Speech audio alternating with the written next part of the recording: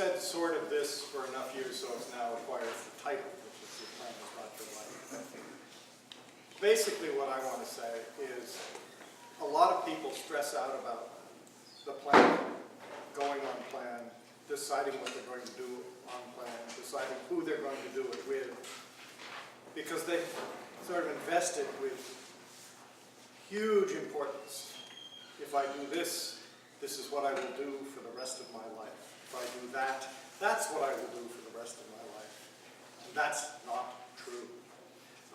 People who have worked in various areas end up doing even graduate work in areas quite distinct. A graduate student, a student who did work with me in writing and did his graduate work in medicine and became a doctor. So, and so you say, well, didn't he need chemistry and biology? And indeed he did, and he had to do those later. But there isn't a direct line from what you do your planning to what you're going to do with the rest of your life. And so if you're not deciding what you're going to do with the rest of your life when you're deciding what you're going to do with the plan, what are you deciding? And I think the most important things are, first of all, that you enjoy the kind of work, that you have some background in it, and that you enjoy working with the person or persons that you're choosing to do your plan sponsor, to be your plan sponsors. Those things really matter. Those will really help you with the process. It will be hard work.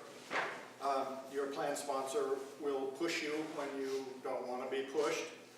So if the work you're doing is something that fundamentally you like, and the person you're working with is someone fundamentally that you like, then your plan should go well. But don't try to decide what the rest of your life will look like in order to get there. Just start here and work out. Thank you. Mike Shaw. One of the things that I find, and why I'm on the spotlight at the moment, is a lot of students start their projects, and it's unbelievably complex in their minds how much they have to do. And they think that what they're going to do is they're going to write up this big piece, this project is going to contain everything that they ever wanted to get in there. It doesn't work that way. Very few of them are able to get through that way. And it's because one of the changes that we're actually making as you move into working on a plan is we're moving you into a field where you're going to acquire a background of knowledge of some sort of depth, an ability to make connections, ability to do an analysis of what it is you're looking at, and with a little bit of luck, we're going to end up with a project which, when it starts really big, gets smaller and smaller and smaller and smaller over this process to something that is in fact possible to do in the time frame that we've been given to do it. That is, we actually become more process-oriented in this whole last 2 years than you may be aware of. And we want you to understand that we are here as facilitators, you as your plan sponsors, to help you through this process, because we know you're only undergraduates, you're not getting a PhD, you're not getting a final degree. This is not the product that we're looking for. We're looking for a product that is a synthesis of a piece of what your plan is that makes eternal sense for what you're doing. And we're going to work as much as we can to see that you engage in that process and gain from that process a sophisticated way to do an analysis and synthesis and evaluation of your work. That's it. You understood that? You're ready to go. Thanks, Tom. Jenny? I want to talk just a little bit about balancing tutorials and coursework when you've entered into the realm of plan. And I think there's a little bit of a myth at Marlboro that once you're on plan, what you do is take tutorials. And I would like to suggest that taking courses when you're on plan is a very exciting part of being a plan student. And there are a number of different ways that you can take courses. For example, if you're a junior one, you are then on and you've submitted your plan application finishing your sophomore review, you're on plan. Sometimes you will be taking tutorials, or even perhaps mostly tutorials, but very often I've had juniors who are essentially taking courses the bulk of that time. What I would say about those courses, though, is that they are very often tailored, depending on the particular faculty member and the student's needs, to those students' needs. And so a research paper, for example, can serve as a very powerful means for exploring planned topics, potential planned topics in a course. So that's a great way to use a course. I asked a number of senior ones and senior twos and a couple of juniors what they thought about balancing courses and tutorials, and there were a couple of reactions to that. One, first, that it was a great thing to do to take courses, because you may be taking something that's a bit of a background course. One student was actually taking a course which is focusing on the books that she is focusing on for her plan work. So what an incredible opportunity to further explore her plan work. And a couple of students said, well, it's always a challenge because of feeling dual responsibilities to your plan and to your coursework. And these students take very seriously their commitment to these courses. And that's something that can be challenging to you when you're also writing your plan, working on your plan. But the level of commitment to the courses should be comparable to your level of commitment to that many credits for your plan. That's often something that's difficult to do because we do have the plan as the product that we come away with as students. Nonetheless, students are able to focus on that. I have a senior 2 at the moment who is taking 2 courses plus finishing her plan. And as she said, that probably is too much. Sometimes it makes sense to do something like that, but if you get yourself too enmeshed in courses, it can be challenging. The other thing I would say about it is the courses I've been referring to mostly are ones that are in your area of interest for your plan work. Another great way to use a course is for those people who, for example, might be within the natural sciences but have always been committed to music or to ceramics, and they want to continue in that vein. Terrific. Go ahead and take that course. But be sure to commit yourself to it.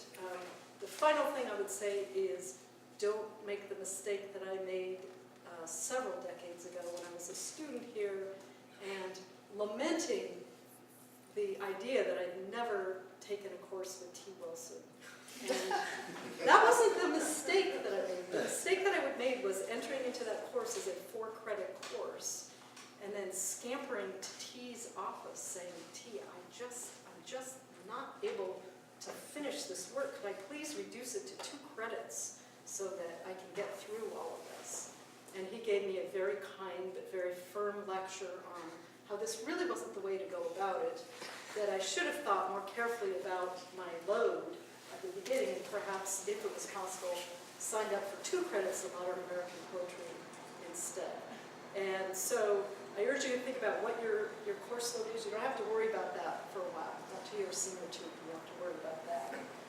But I highly encourage you to engage both in courses and tutorials. They will serve you well. Next one. And Tim,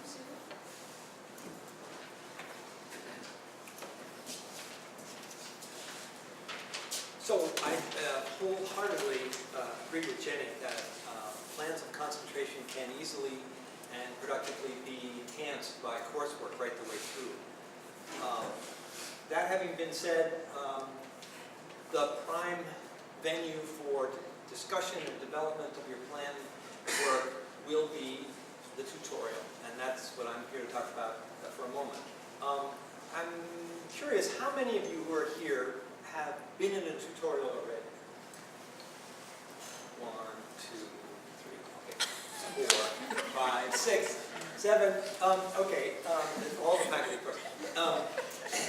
So in some ways, you know some of this already. I didn't want to, I wanted to know to what degree I was preaching to the initiated. But at any rate, a tutorial is something that you can prepare for. And that's my prime message today.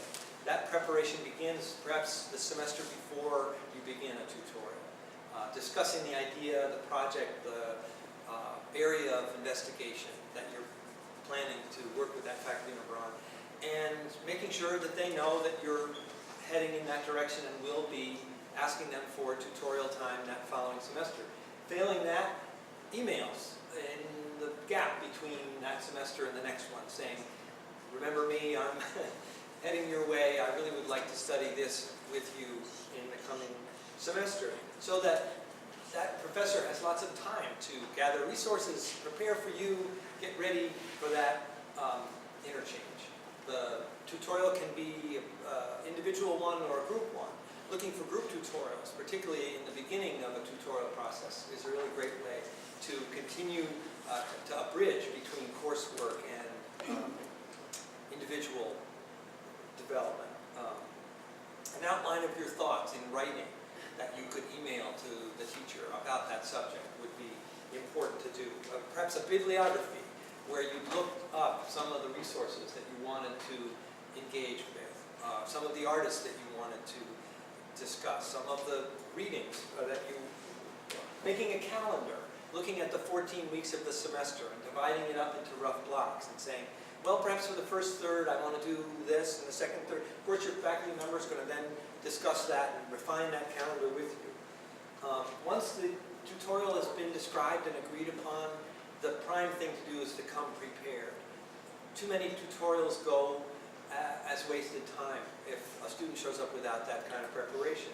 And by being prepared, that means being ready to carry the discussion. Come with discussion points. Do the work that was expected of you. Be prepared that by investing the amount of time that tutorials require. 10 hours a week is a kind of minimum that you could expect on a 4-credit tutorial. And too often tutorials go as wasted time if students come without having spent that time in preparation for that meeting, because you have that one meeting a week usually. An hour of discussion time needs to be well prepared for by both parties. And remember that that's not easy. However, it is exciting, and something that I'm continually excited by semester after semester is how that one-on-one investigation of an idea or a project or an area of investigation can go, which is highly mobile, much more mobile than the way a class goes, because we can really follow ideas and actions together. So those kinds of ways of preparing for tutorials will help.